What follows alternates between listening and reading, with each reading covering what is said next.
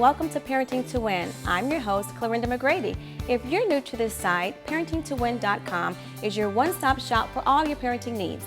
Here, you'll find helpful tips and expert advice for all parents, no matter if you have kids in diapers or kids in dorms.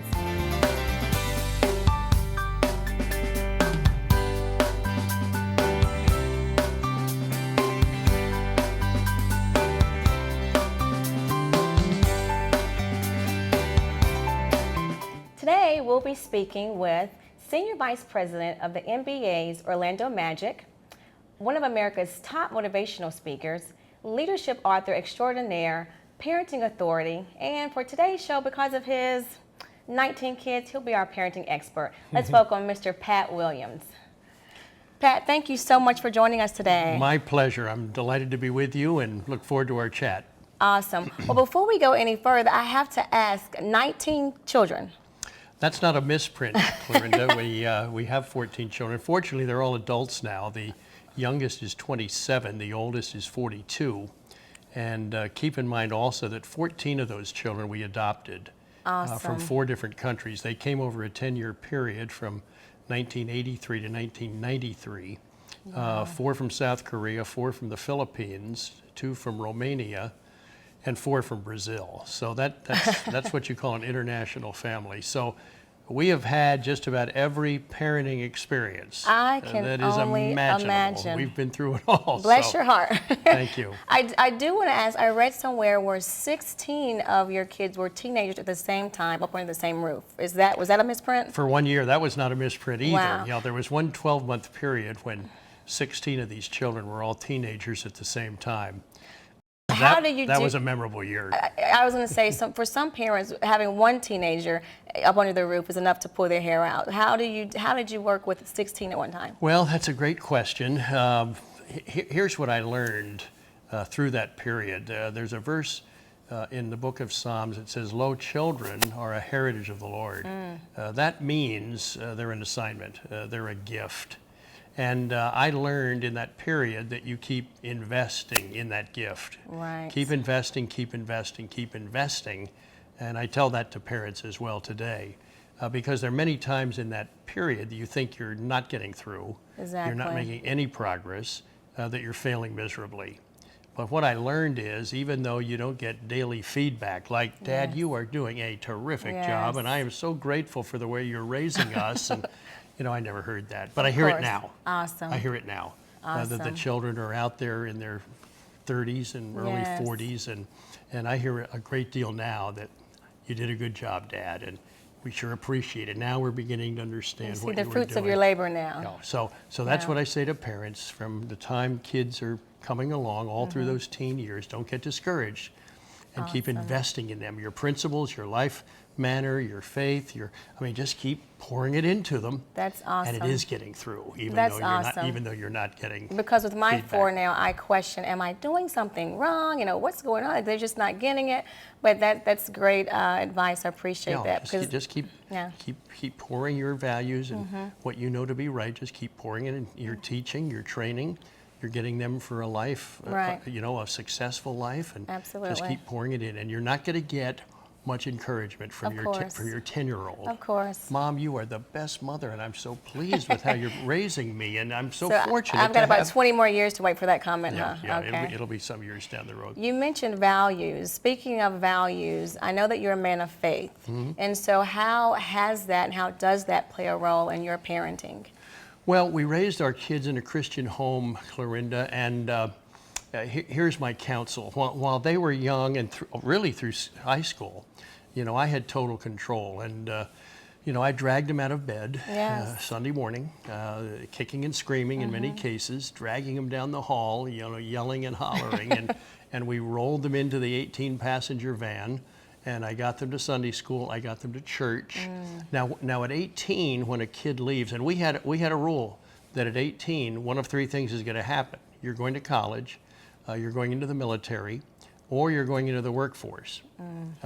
Staying at home and living off of Dad and playing video games all day is not an option. Absolutely. So at 18, boom, that was it. Now at that point, Clarinda, you lose control, daily control, and there is an issue out there that at 18, many kids drop out of the church. Yeah. It's not that they become hostile, but what I've learned is that the pillow on Sunday morning generally wins out over the pew. And yes. so, and then you can badger them to death, but I've learned that generally they come back. Yes. They do come back at a certain point. But hopefully at 18 they continue on, Absolutely. even if they're off to college, and they get up and go to church on Sunday morning, or they Absolutely. become part of the FCA, or they become part of a Christian group on the Yes. campus. But at 18 they're adults, they're Yeah. young adults, and they've got their own life. So you've got to get all that poured into their life by the time they Exactly. leave, in the fall at the age of 18. That's what I've learned. Absolutely. And that's where your investing tip comes in, just Yep. keep investing. I recently heard a statistic, now that you mentioned that, and I believe it was 70% of kids that were raised in the church, by the time they go off to college, they just abandon it. I think the Southern Baptist Convention has turned out some numbers, and Yeah. it may be even higher than that. The good news is, after they get married and have children of their own, Yes. most of them come back. Right, right. That's the good news. But they go off to college. Saturday nights are big nights, Yeah, and they're of out course. and this, that, and the other. And at 9 o'clock, do they have that alarm set Right. to get up and, so they're, that's course. why I said that little thing about the pillow. Exactly. Generally wins out over the pew in many And cases. that's good. But, however, having said that, I spoke in Tuscaloosa, Alabama, some time ago, a few years ago, and the second service was just packed with University of Alabama students. Oh, wow. I mean, there must have been 600 of them in there. Awesome. And boy, I got a good feeling after that group. That was pretty neat. Awesome. Well, I know you've written quite a number of books, but one book in particular, it's called The Souls of Steel, How to Build Character in Ourselves and Our Kids. And I was thumbing through that, and there's a couple quotes that really stuck out to me that were on this whole character aspect. It says that a person of good character is honest, even when the truth will cost him everything. And I think that's very important, because so much of where we're at in today's culture, it's telling us that what was once taboo and we shouldn't do is acceptable. And what used to be acceptable is, ooh, you shouldn't do that. So how do we help instill that character? How do we reinforce that in our kids? Well, it's taught at home, Clarinda. I don't think any child has come out of the womb, with perfectly formed character. In fact, the Bible teaches us that, they are sin-filled little critters. And, that's just the way it happened. When Adam and Eve got all fouled up in the Garden of Eden, sin entered the human race, and, it's here to stay. And so I learned with my children, I've never had to teach them the wrong thing. They picked up on that beautifully. We've always had to teach them the right thing. And this topic of honesty is an important one. I made it clear to my children. I said, more than any other thing in this home, please tell me the truth. No matter what the cost, I want to know the truth. Exactly. And I don't want it shaded. Just tell me the truth, and we'll have a much easier time. Absolutely. Rather than me dragging it out and you're lying to me and you're not telling the truth, and then you feel guilty, and maybe sometime later you wrote me a note, and they did that a few times. Yeah. So sorry I lied to you, Dad. And so honesty. And so that has to be taught, Clarinda, and I just stress that. They heard that from me so often. Tell me the truth. What's the truth here? What happened? Right. So you're telling me at school, that I want to know exactly what happened in school. Okay. Don't color it, don't shade it. Let's get right down to the bottom line here, and it'll be a lot easier. So I think you have to teach honesty, Right. basically. I think that has to be taught at home. And that is of concern. We see it in the NBA these days. I know college coaches do. They're getting these young athletes, and many of the character qualities that I wrote about in that book, Souls of Steel, Clarinda, they're not getting at home. They're not getting it home. And coaches end up, in addition to teaching the sport, they end up having to teach Double job. young men and women how to behave. Well, why do you and think and how to be people of character, because Exactly. they never were taught this stuff at home. But why? Why aren't they being taught that at home? Is it because the parents don't have the character themselves? They think, okay, that's something they'll just sort of by osmosis pick up. Why is that not being taught at home? It's a good question. A lot of it has to do with the fatherless society Yes. that we're living in, and that begs the question, Dad, where are you? Right. Because children need that strong arm of their dad. Absolutely. And they've got to have it. And so many young people are growing up without that situation. They're being raised in some cases by older brothers and sisters, or they're being Yes. raised by people on the street. They're just not getting it for whatever reason. Right. And first of all, we're not going to solve that problem today. Exactly. But in the meantime, coaches and people with the athletic departments, they're ending up in the character training business. Absolutely. So don't expect the world out there Right. to teach your kids character. It starts at home. Yeah, don't count on the world out there. Don't count on the media. Don't count on television or movies or the internet to teach your children the basics of character. Right. Because that's never going to happen. Well, we are in a society where there's a huge proportion of single mothers raising their kids. And for those single mothers, what advice or tips or ideas do you have to instill the character, particularly when you've got, just strong-willed kids? When the mother was pretty much doing it on her own, how does she go forth, with that? I've got a great heart for single mothers, Clorinda. They did not sign up for that. They didn't sign up for that. They never wanted that. But they've ended up in that role of being mother and Yes. father at the same time. And it's a very, very difficult assignment. Somehow a male influence, if the father is totally absent, Yes. the male influence has to be there. So I would say to those mothers, seek out a trustworthy relative. Yes. Seek out a youth coach. Seek out a youth pastor at the church. Find some male at the Boys and Girls Club that you've got confidence Right. in, that you've really studied and you have a good feeling about. And bring that man into the life of your children Exactly. in some regular fashion. Right. It's vital. And the mother has to take the initiative. The youth coach or the youth pastor, I don't think, are going to take the initiative, knocking on the door and Exactly. say, Mom, can I help you with your children? I would be Absolutely. so pleased if I could come, I don't think that's going to happen. Right.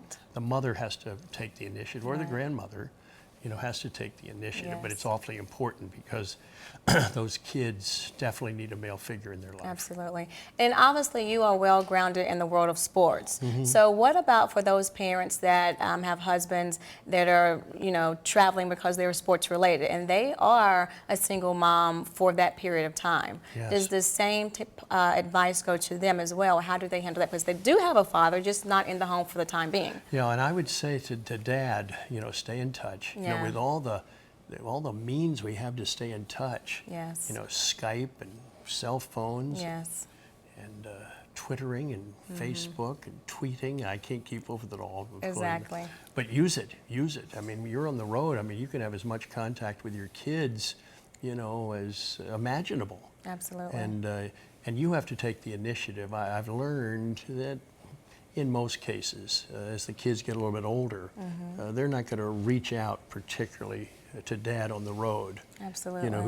And listen, it's not just sports, Clorinda. Oh, yeah. It's You've sales got business execs. Oh, my. Absolutely. I run into people all the time Yeah. who are traveling Yeah. extraordinarily amounts. 3 out of 4 weeks in a month. And not even that, you've got lots of overseas business execs that are gone for months or two at a time. So yeah, you're right. It's not just the world of sports. It's just It's happening. It's just the way Yeah. our society is, and I think it's beholden on the father, Yeah. to be aggressive. Checking on homework, checking on behavior in school, checking on your sports games. Right.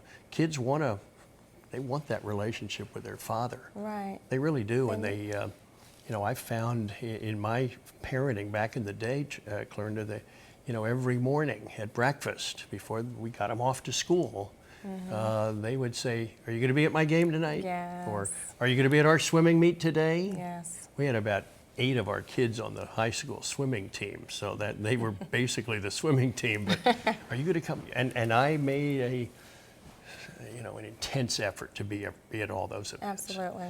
There were some I missed with Magic Home Games and all of that, but I didn't miss too many of their events. And to this day, they remember all that.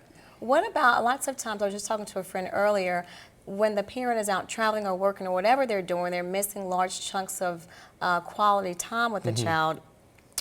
they have a tendency to overcompensate, to try to make up for the time. Maybe it's an overindulgence in stuff or material that seems right at the time, but sometimes it can be counterproductive. What do you say for that parent that's sort of to make up the time or buy back the time, let me just indulge you in stuff? Well, I would stay away from the stuff, Yeah. but that begs the question, quality time and quantity time. Absolutely, yeah. And I hear many parents say, I don't have a lot of time, but it's quality time. And I would Yes. argue, I don't think kids care about quality time. They want quantity. But if it's impossible, when you come back, do some cool things. You know, don't go out and buy them a 10-speed bicycle because you were away and you feel guilty and all. But Yes. you know, take them to the ball game and Yes. go out and go fishing with them, or teach them how to fly a kite, or you know, that's what Absolutely. they'll remember. And have Absolutely. some fun times with them. My Right. children, who are adults, Clorinda, to this day, they remember primarily the fun times. The fun times. And so my children back in the day, they would say, "Dad, loosen up a little bit, loosen up, you know, be a." And one of my daughters said, "Dad, why can't you be a casual dad?" and I probed a little further, and I said, "Katie, what exactly does that mean?" And basically it was, you know, pull the throttle back, let up a little bit, Yes. and let's have some fun with you. We want to have some fun with you. And she Absolutely. just said, why can't you be a casual dad? So You know, there's that's- something to that, I think. It is something, because I think sometimes we get so caught up in just the mechanics of providing this and making sure their hair is neat and all that. But at the end of the day, 20 years later, they're going to remember, you know, playing in the field or in the backyard, being silly, rolling around the grass, just those sort of Yeah. casual moments. Yeah. And wise are the parents who really work at that, Yeah. and who plan fun things and plan some, you know, getaways together and, you know, off the chart stuff. You know, Absolutely. and your kids are kind of wondering, well, what's next? Right, What are right. these goofy parents of mine going to come up with next? Absolutely. I encourage parents to do that. And there are books out there that have been written, you know, particularly to men who are not Yes. really good at this. But, you know, there's with just some suggestions. They're out there in the youth section or the children's section of bookstores. And Right. it's wise to look into some of those ideas. You made another quote. You said that character just doesn't happen. Character must be taught, modeled, and constructed. Tell me a little Well, bit it about is modeled. You know, it's amazing, Clorinda, how closely our children are watching us. Yes. They watch you like a hawk. You may not even be aware of it. Yes. They're looking at you, and they're looking at Tracy, and they're looking at all of us, Yeah. studying and like Yes. hawks. Yes. And so we've got to be very, very alert. And that's the latest book I've written is called The Difference You Make, Changing Your World Through the Impact of Your Influence. Yes. And we all have this extraordinary influence. Most of us are not aware of it. And so this book that I've just written is basically about deliberate influence. In other words, be alert, be aware that every word you say Absolutely. and every action you take, every single day with no days Yes. off, our children are watching, they're studying, they're imitating us. Yes. It's powerful, Yeah. this whole impact of influence. We all have it. And we've got to be really alert to that, you know, kids never forget that stuff. I remember, gosh, as I look back to my days years ago, my mother and my father, and if I really think hard about it, gosh, I remember everything. Yeah. It's amazing. When I wrote my memoirs a few years ago and had to go get all that stuff flushed up, my teachers and coaches in school, and boy, oh boy, whew, Yes. it all came back. Absolutely. Everything they ever said to me, and boy, that really was a wake-up call to me. Yeah, I know. Unfortunately, we're in a culture where parents sometimes can live by the mantra of do what I say, not do, you know, that whole thing. And so it's very interesting that, you know, we have to be able to say what we mean what we say so they can, you know, mirror after us and model our behavior. I think you've hit it right on the head, and that's one of the joys of parenting years down the road. But if in the meantime, you know, and I run into this all the time. Here at the All-Star Weekend recently, some NBA coach, a prominent coach, somebody said he had a very mean father. You know, he just was talking about the coach growing up. He said his father was mean. He said he was a mean guy.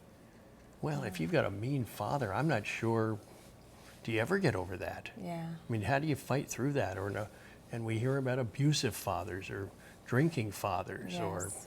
fathers that who beat up my mother, and whew, boy, Yeah. doesn't fly, Clarinda. You just, I mean, that, and the imprint on children. Can you Yes. imagine? Absolutely. Can you imagine? It's so tough for them to overcome that. I think it leaves an imprint for life, and hopefully they can fight through all that stuff. But Right.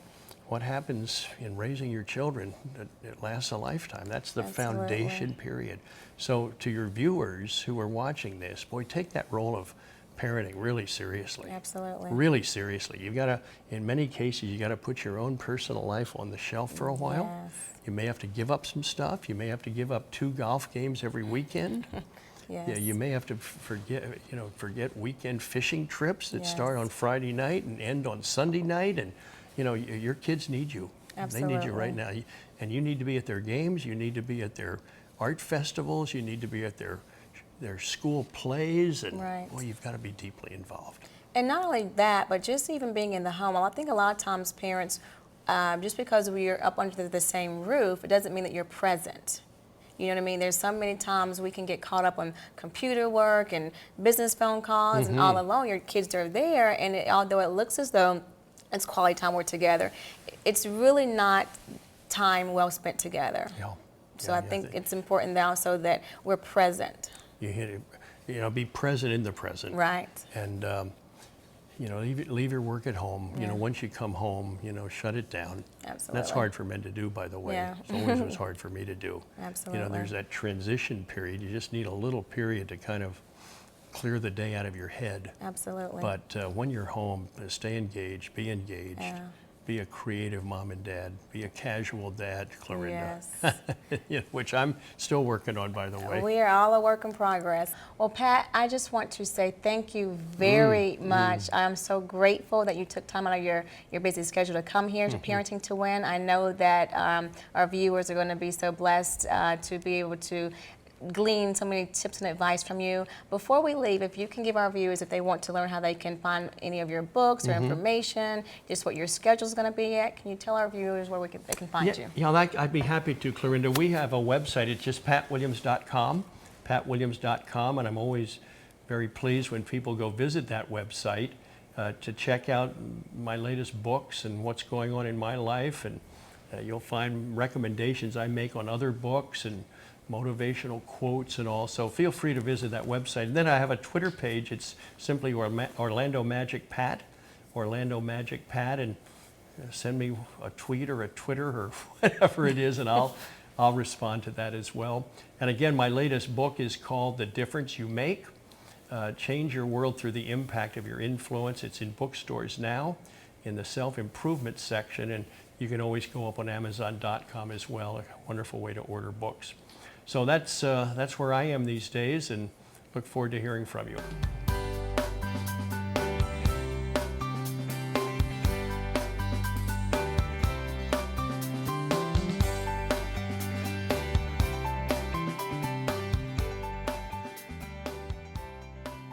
Until next time, I'm Clarinda McGrady, reminding you that raising your child to be a champion makes you a winner every time.